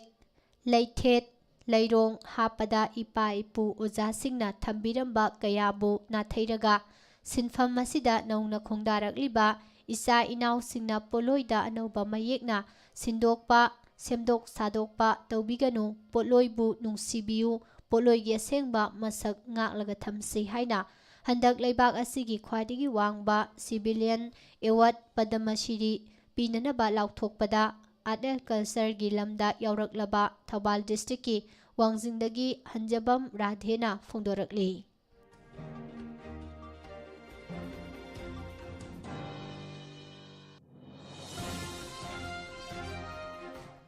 Lukhosai Zaugi case senaba miyoi singko namara leitre haina thadokiba dubu yaningdaba phongdoktuna khongjang kaya sangsinduna leiringai Talak asida haukiba sahi Inglising ani tara mapangi August thada Thobal District ki Faudel Kairembi dagi Thobal District Police na International Market ta lupa crore Samri Romgi value oigadaba yamlaba drug ka konana phabada senaba miyoi mapangi case asigi investigation da ahoba leihanduna tha asigi January gi tarik kunda thadokibagi thawong Coalition Against Drugs and Alcohol kadana angakpa phawbaga loinana akanba mawongda condemn tawi haina kadagi Secretary Information and Publicity Khundongbam Anana phongdorakli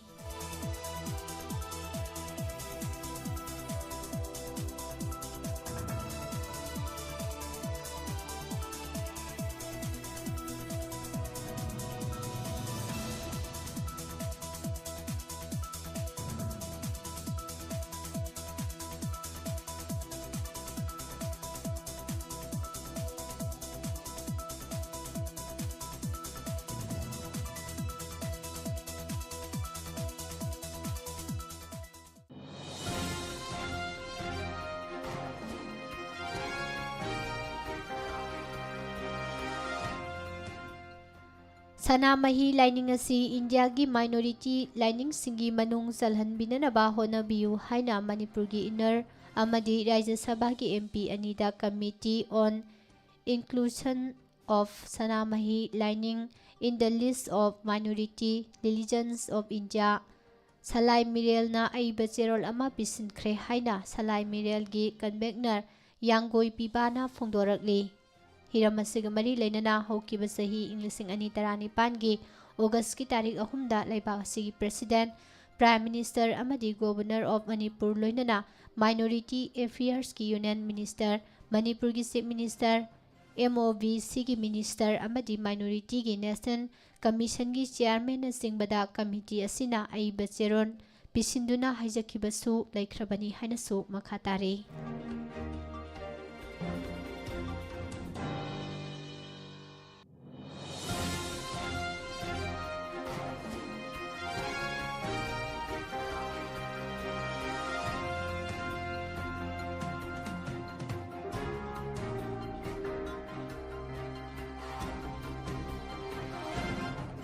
Bishnupur District amadi Chandel District ki tongan ba mafamda paksana singi area da popi pambi tharambasing ngarang combined team na yantatuna mangankre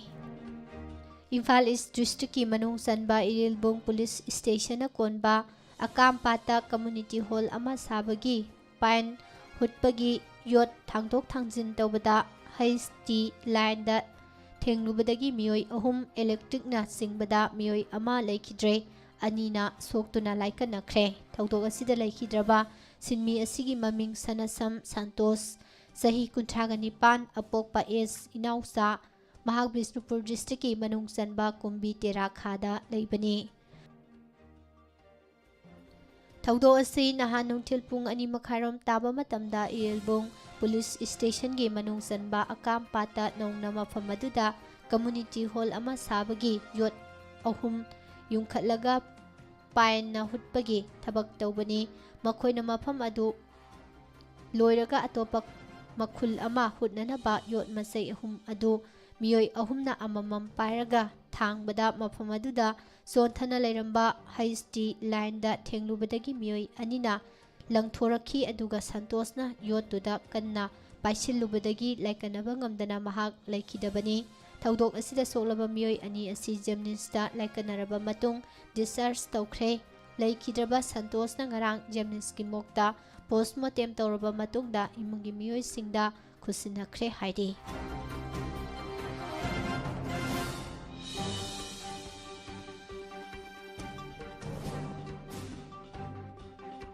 Imphal West District ki manung sana laiba Harau Thelda hauzik sagaliba National Sports University ki phibam ngarang Harau Thel Protection Committee NSUHPC ki mihut singna yangsin khre haina NSUHPC ki General Secretary KH Alexander nathokpa serol amada phongdorakli yangsin bagi khongchat asida committee asina semgat sagaliba si ubada apenba pokhi lunana munna khana nainaraba matungda darkar oirabadi matungda National Sports University gi semgat sagatpada ayat apan piraktanaba volunteer singna mateng pangduna ngak senanaba haina phongdokhi haiba thabak asigidamak state lengakta aiba oina NNSU sabada volunteer singna mateng pangnanaba sem saduna lei haina su phongdokhi Chandel District ki manung sanba Molsam Police Station na konba Yvonne Jovi Post talaiba tarago humdoi suba Sam Rifles ki personnel ama ngarang ayupung mapalom tabada masagi service nomay AK-47 rifle na mahaki thangba phaiganda nomay maru ama kapsinbadagi laikanaba ngamdana laikhidre thawdok asida laikhidraba air personnel asigi maming Ranbir sahi nifugomdoi apokpa laikhidraba Hemant Kawi maha Uttarakhand-gi Talwar District ki manung sanba Thala khunda leibani haide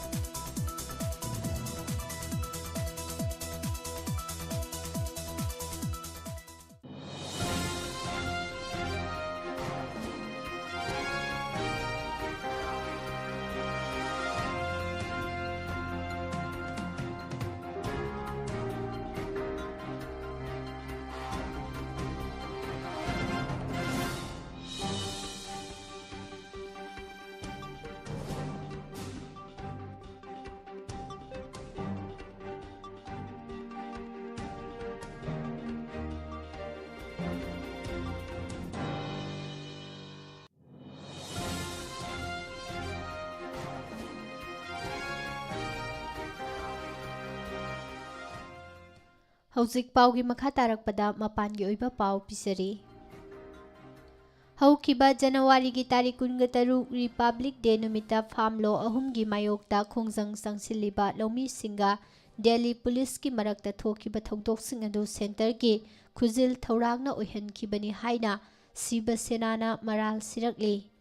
ꯁꯤꯕ ꯁꯦꯅꯥꯅ ꯍꯤꯔꯝ ꯑꯁꯤꯒ ꯃꯔꯤ ꯂꯩꯅꯅ ꯃꯈꯥ ꯇꯥꯅ ꯐꯣꯡꯗꯣꯔꯛꯈꯤꯕꯗ ꯕꯤꯖꯦꯄꯤꯅ ꯂꯨꯆꯤꯡꯕ central ꯒꯣꯚꯔꯟꯃꯦꯟꯠꯅ ꯆꯝꯖꯔꯕ ꯂꯧꯃꯤꯁꯤꯡꯕꯨ ꯁꯥꯎꯍꯟꯅꯅꯕ ꯄꯥꯝꯕꯩ ꯀꯌꯥ ꯊꯤꯗꯨꯅ ꯂꯥꯛꯂꯤ꯫ ꯔꯤꯄꯕ꯭ꯂꯤꯛ ꯗꯦ ꯅꯨꯃꯤꯠꯇ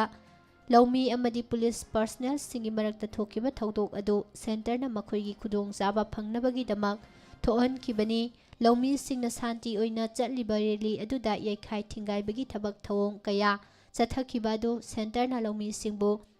ꯊꯦꯡꯈꯥꯡ ꯀꯌꯥꯔꯛꯇ ꯁꯥꯎꯅꯕ ꯁꯤꯟꯈꯤꯕ ꯑꯗꯨꯅꯅꯤ ꯍꯥꯏꯈꯤ꯫ ꯔꯣꯝꯗ ꯂꯩꯕ ꯏꯟꯗꯤꯌꯟ ꯑꯦꯝꯕꯦꯁꯤꯗ ꯄ꯭ꯔꯣ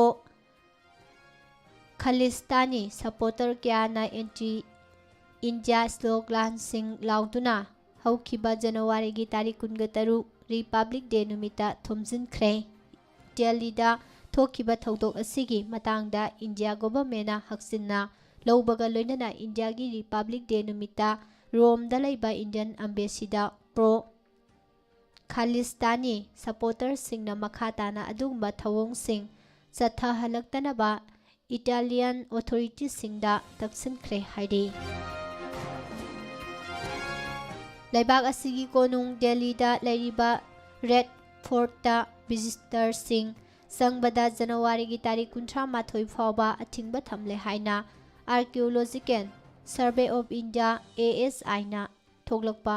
ꯑꯣꯔꯗꯔ ꯑꯃꯗ ꯈꯪꯍꯜꯂꯛꯂꯤ꯫ ꯂꯣꯟꯅ ꯌꯥꯗꯕ ꯃꯑꯣꯡꯗ ꯑꯆꯧꯕ ꯁꯦꯟꯐꯝ ꯇ꯭ꯔꯥꯟꯁꯐꯔ ꯇꯧꯕꯗ ꯆꯦꯟꯅꯕ ꯆꯥꯏꯅꯤꯖ ꯅꯦꯁꯅꯦꯜ ꯑꯃ ꯉꯔꯥꯡ ꯎꯠꯇꯔ ꯄ꯭ꯔꯗꯦꯁ ꯄꯨꯂꯤꯁꯀꯤ ꯑꯦꯟꯇꯤ ꯇꯦꯔꯣꯔꯤꯖꯝ ꯁ꯭ꯀ꯭ꯋꯥꯗ (ATSꯅ ꯐꯥꯔꯦ꯫ ꯂꯥꯛꯀꯗꯧꯔꯤꯕ ꯌꯨꯅꯤꯌꯟ ꯕꯖꯦꯠꯅ ꯀꯣꯔꯄꯣꯔꯦꯠ ꯁꯦꯛꯇꯔꯁꯤꯡꯗ ꯃꯇꯦꯡ ꯄꯤꯔꯝꯕꯗꯤ ꯌꯥꯏ, ꯑꯗꯨꯕꯨ ꯂꯩꯕꯥꯛ ꯑꯁꯤꯒꯤ ꯂꯧꯃꯤꯁꯤꯡꯗꯗꯤ ꯀꯥꯟꯅꯕ ꯑꯃꯠꯇ ꯐꯪꯍꯟꯒꯗꯕ ꯃꯥꯟꯗꯦ ꯍꯥꯏꯅ ꯀꯦꯔꯂꯥꯒꯤ ꯑꯦꯒ꯭ꯔꯤꯀꯜꯆꯔ ꯃꯤꯅꯤꯁꯇꯔ ꯚꯤ.ꯑꯦꯁ. ꯁꯨꯅꯤꯜ ꯀꯨꯃꯥꯔꯅ ꯐꯣꯡꯗꯣꯔꯛꯂꯤ꯫ ꯂꯩꯕꯥꯛ ꯑꯁꯤꯒꯤ ꯔꯤꯄꯕ꯭ꯂꯤꯛ ꯗꯦ ꯅꯨꯃꯤꯠꯇ ꯅꯦꯁꯅꯦꯜ ꯀꯦꯄꯤꯇꯦꯜꯗ ꯊꯣꯛꯈꯤꯕ ꯌꯩꯈꯥꯏ ꯊꯤꯟꯒꯥꯏꯅꯕꯒꯤ ꯊꯧꯗꯣꯛ ꯑꯗꯨ ꯌꯨꯅꯤꯌꯟ ꯍꯣꯝ ꯃꯤꯅꯤꯁꯇꯔ ꯑꯃꯤꯠ ꯁꯥꯍꯅ ꯊꯣꯛꯍꯟꯈꯤꯕꯅꯤ꯫ ꯃꯁꯤꯒꯤꯗꯃꯛ ꯃꯍꯥꯛꯅ ꯃꯤꯌꯥꯝꯗ ꯂꯥꯜꯂꯦ ꯍꯥꯏꯖꯒꯗꯕꯅꯤ ꯍꯥꯏꯅ ꯀꯣꯡꯒ꯭ꯔꯦꯁꯀꯤ ꯃꯥꯏꯀꯩꯗꯒꯤ ꯇꯛꯁꯤꯜꯂꯛꯂꯤ꯫ ꯂꯧꯃꯤꯁꯤꯡꯅ ꯁꯥꯟꯇꯤ ꯑꯣꯏꯅ ꯆꯠꯂꯤꯕ ꯇ꯭ꯔꯦꯛꯇꯔ ꯔꯦꯂꯤ ꯑꯗꯨꯗ ꯃꯣꯗꯤ ꯒꯣꯚꯔꯟꯃꯦꯟꯠꯅ ꯂꯧꯊꯨꯅꯕ ꯃꯥꯟꯕ ꯃꯑꯣꯡꯗ ꯑꯦꯟꯇꯤ ꯁꯣꯁꯤꯌꯦꯜ ꯏꯂꯤꯃꯦꯟꯠꯁꯤꯡ ꯊꯥꯖꯤꯟꯗꯨꯅ ꯊꯧꯗꯣꯛ ꯑꯗꯨ ꯊꯣꯛꯍꯟꯈꯤꯕꯅꯤ ꯍꯥꯏꯕꯗ ꯍꯥꯏꯃꯟꯕ ꯊꯣꯛꯂꯣꯏ꯫ ꯒꯣꯚꯔꯟꯃꯦꯟꯠꯅ ꯄ꯭ꯂꯥꯟ ꯇꯧꯔꯒ ꯌꯩꯈꯥꯏ ꯊꯤꯟꯒꯥꯏꯕꯒꯤ ꯊꯧꯗꯣꯛ ꯑꯗꯨ ꯊꯣꯛꯍꯟꯈꯤꯕꯅꯤ ꯍꯥꯏꯕꯁꯤ ꯃꯤꯌꯥꯝꯅ ꯈꯪꯅꯔꯕ ꯋꯥꯐꯝ ꯑꯃꯅꯤ ꯍꯥꯏꯔꯤ꯫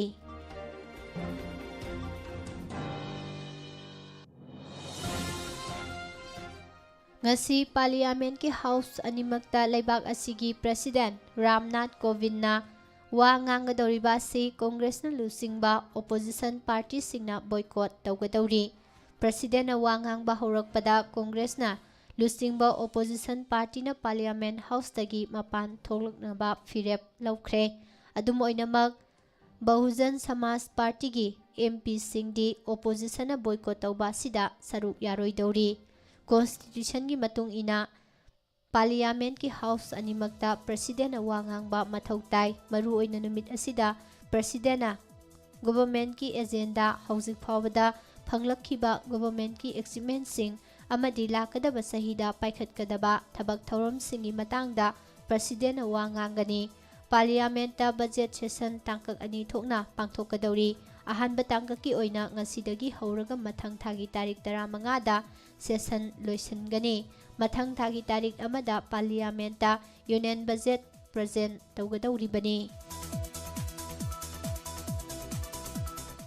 ꯔꯤꯄꯕ꯭ꯂꯤꯛ ꯗꯦ ꯅꯨꯃꯤꯠꯇ ꯅꯦꯁꯅꯦꯜ ꯀꯦꯄꯤꯇꯦꯜꯒꯤ ꯇꯣꯉꯥꯟ-ꯇꯣꯉꯥꯟꯕ ꯁꯔꯨꯛꯁꯤꯡꯗ ꯊꯣꯛꯈꯤꯕ ꯚꯥꯏꯑꯣꯂꯦꯟꯁꯀꯤ ꯑꯣꯏꯕ ꯊꯕꯛ ꯊꯧꯑꯣꯡꯁꯤꯡ ꯑꯗꯨꯒ ꯃꯔꯤ ꯂꯩꯅꯅ ꯂꯧꯃꯤ ꯂꯨꯆꯤꯡꯕ ꯗꯔꯁꯟ ꯄꯥꯜꯒꯤ ꯃꯊꯛꯇ ꯗꯦꯜꯂꯤ ꯄꯨꯂꯤꯁꯅ ꯅꯣꯇꯤꯁ ꯏꯁꯨ ꯇꯧꯈ꯭ꯔꯦ꯫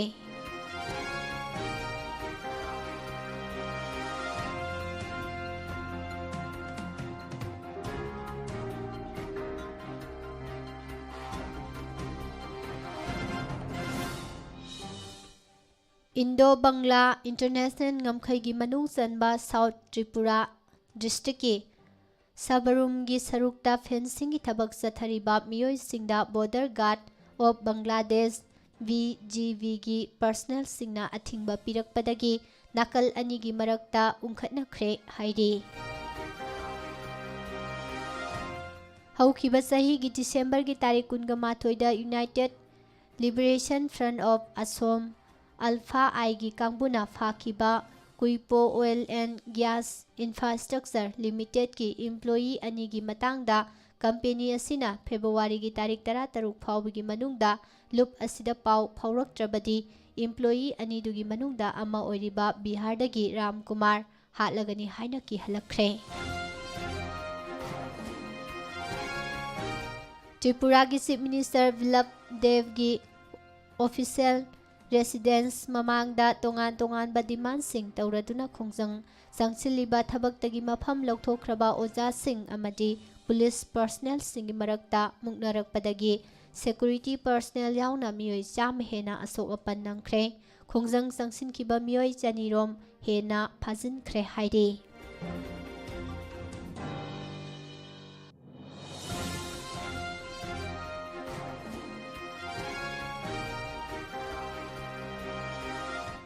United States ki journalist Daniel Pearl mangakaklaga hatkibagi maralda convict tawkraba Islamist ama jail dagi thadoknaba Sagolsen numita Pakistan gi Supreme Court na order tawkhre Vaccine dose masing konada bana maram oiduna Spain gi capital Madridta satharamba COVID-19 vaccination drive sayol ani lefan khre haidi Japan gi Prime Minister Yoshihide Suga Sagol Senumita US gi anuba President Joe Biden ga phone da wari sanakre madu American leader asina tha asigi kunda office paiba hokiba matung ahanbo ina wari sanakibani India gi National Security Advisor NSA Ajit Doval amasung America gi mahaki lengmanaba Jack Sullivan Indo-Pacific region da makhatana naksinaba cooperation pinaba amasung regional security promote tawbagi wafam khanakhre haina White House na phungdokre Germany da corona vaccine matik sana phangdabagi phibam masi April fawba leiba yai haina leibak asigi health minister na phongdorakli President Joe Biden na lusingba US ki anoba administration na Palestine ga mari hanjil lahalagani haina lauthorakkiba wafam senior Palestinian official amana taramna okre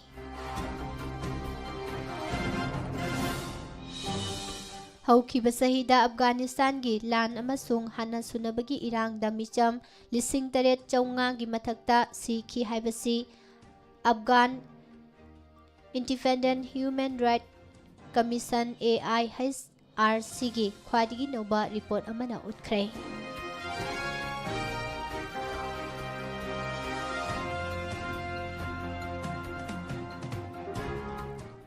Hana Thaurang Tokibagum South Korea na sahigi yening thagi matamda pangthoktuna lakpa combined military drill US force ka loinana pangthoklagani haina South Korea gi defense minister Suha Wukna phungdorakli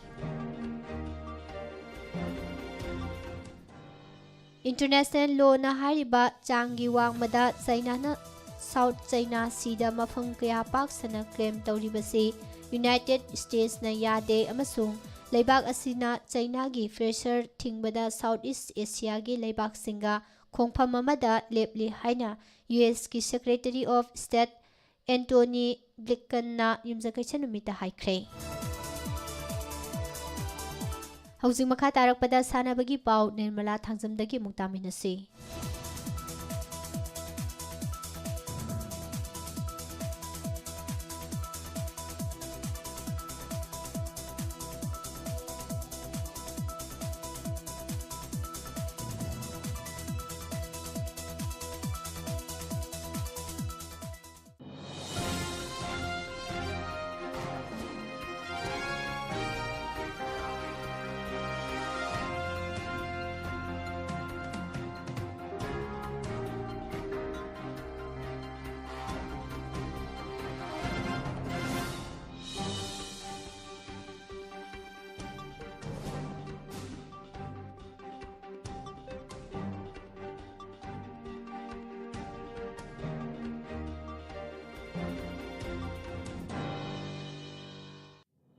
हौजिक मखा तारकपदा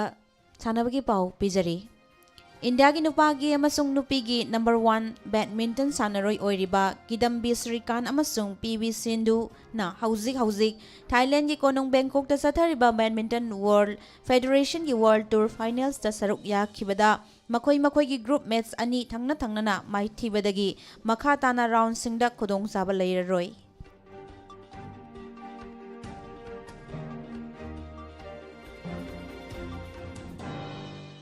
Egypt ने युम्बु ओइरगा लाइबाक अदुगी कोनुंग कायरोदा लाइबा तोंगान मफम सिंगदा पांगथोकलिबा कुनगतरे सुबा mains handball world championship की semifinal दा France अमसुंग Sweden लोइनना Spain अमसुंग Denmark लंबा तौनरगनी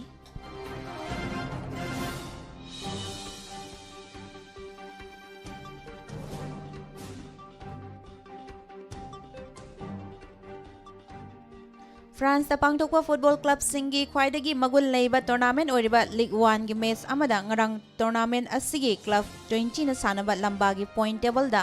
मनिंगदा लेरिबा team अमा ओरिबा लोरियन ना जिडोन बु पांजल अहुम अनिदा थोइबा ngamkhre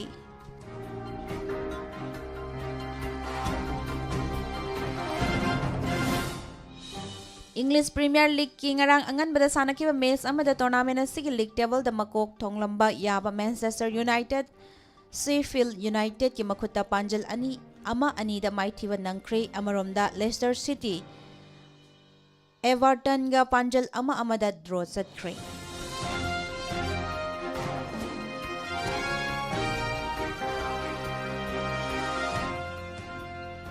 Spain दा पांगथोकपा फुटबॉल क्लब सिंगी ओइबा पुनबा लीग सिंगी टूर्नामेंट अमा ओइरिबा कोपा डेल रेगी ngarang अथेंगबदा सानाखिबा प्री क्वार्टर फाइनल मैच अमदा ममिंग लेरबा फुटबॉल क्लब बार्सिलोना ना अनि शुभ थाकता लेबा क्लब अमा ओइरिबा रायो बालेकानोबु पांजल अनि अमदा माइथिबा पीदुना क्वार्टर फाइनल यौबा ngamkhre इटली की तोंगान बा फुटबॉल डिवीजन सिंगी क्लब सिंगी पुना सानमिनबा ममिंग लेरबा फुटबॉल टूर्नामेंट ओरिबा कोपा इटालिया की ngarang अथेंगबदा सानाखिबा फाइनल मैच अमदा सेरी ए गी हौखिबा सीजन गी टाइटल लौबा ngamliba यूवेंटस ना अनीशुबा डिवीजन द लेबा SPAL टीमबु पांजल मरी शुइनोदा चाउना माइथिबा पीदुना सेमीफाइनल यौबा ngamखे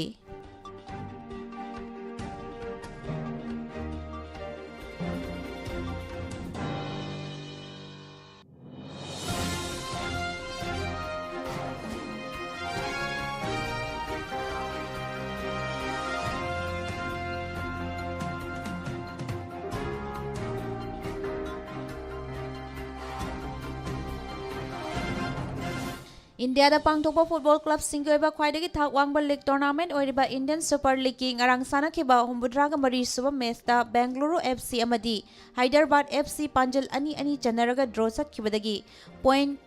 येनरबा मतुंग बेंगलुरु थाक अनि हाइगैख्रे अदुगा हैदराबाद FC ना हाना लेखिबा थाक अदुदा लेंगदना लेरी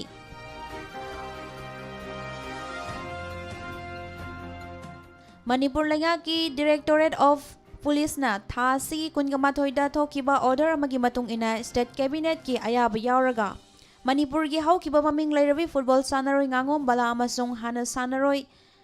ओइरंबदगी हौजिंग ना कोच ओइरिबी ओइनाम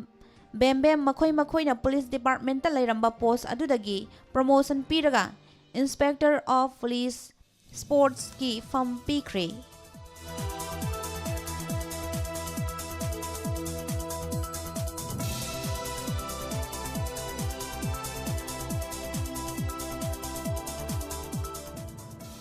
Hayel Young Popular Club na sinduna Uchua Gram Panchayat ki manungda laiba Hayel da pangthokpa Marisubay State Level 7 Assignments Open Football Tournament Pradan Trophy English Sing ani kungamathoi ngarang sana kiba mesing da apun ba FC na Lanchenbi FC bu Panjal ahum sino da maithiba pikre aduga atoba mes amadana FC Lamjau Maruf FC gi makutta Panjal sino amada maithiba nangkre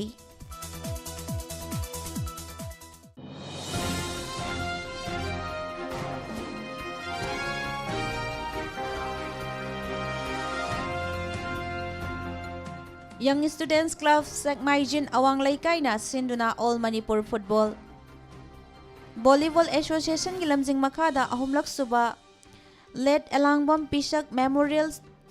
State Level Men's Open Volleyball Tournament February 8 tarahumdoi fauba pangthoklagani haina club asigi maikaidagi press ta phongdorokpa cherol amana khanghanlakli All Jiribam Sports Association AJSA na sinduna ngarang dagi Jiribam Higher Secondary School sanabung dagi chahi taramanga makhagi nupa macha singi oiba Golden Jubilee gi Cup Sub Junior Boys Football Tournament haudokre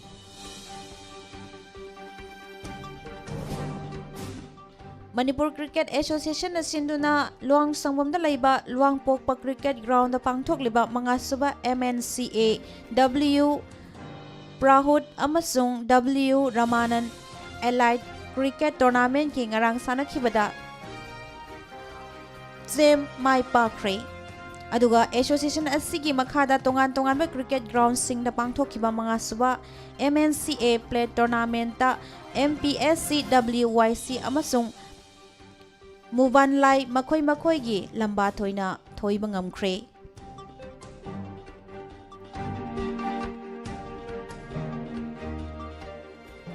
amadi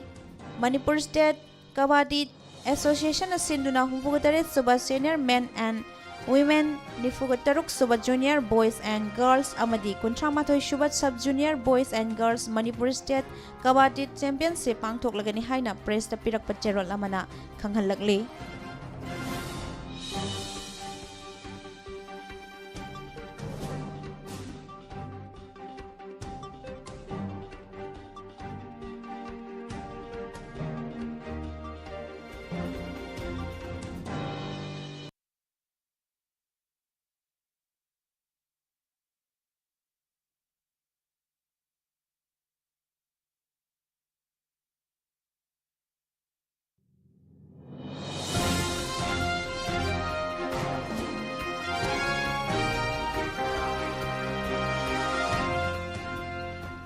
Thagasari Nirmala losilakpada maroiba paum kana pijari Manipuri lol ki pause sing iekta othoknaba miyam gi mifam pangthokre Maitei lon da phongba pause sing kumja English sing ani kungani thoi gi February gi tarik 5 dagi mitei mayekta phongnaba lepnakre Thabak karam daba oja singi mathakta action laukhalagani haina Education Minister S Rajena phongdoraki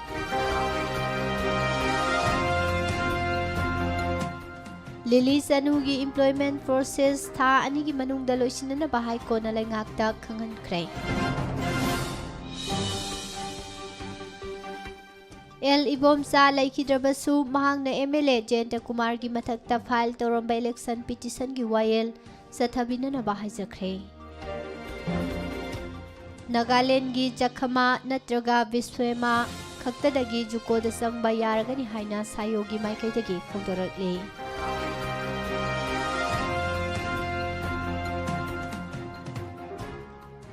Phegokta gi khungjang makhatana leptana sangsilagani hairi Kebagi yumda nomay kapsilamba hand grenade langsilambagi mayokta miyamna protect tokre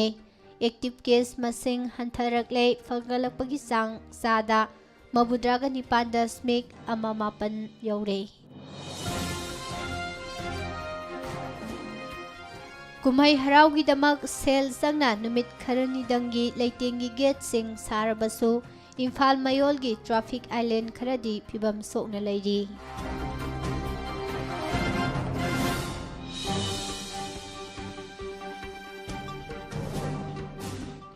Yen yerum pusilakpada athingba leitre Lambi gi khudong thiba thodokta Manipurda chal Haukiba chahi inglising ani kunda miyoi marifuga humdoi sikhi hairi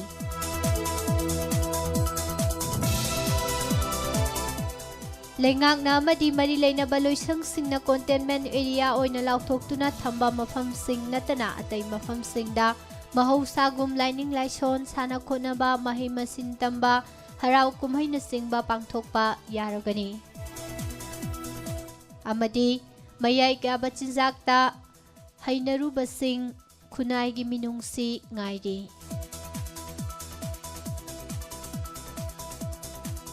pijariba pausing asiga loinana nungtigi fogliba pause singdagi lauthokjaba maroiba pausing miyamda pijaba haujiki oinadi matang asida loisinjari tabiriba singbo amuka hana pusparani laishromna khurumjari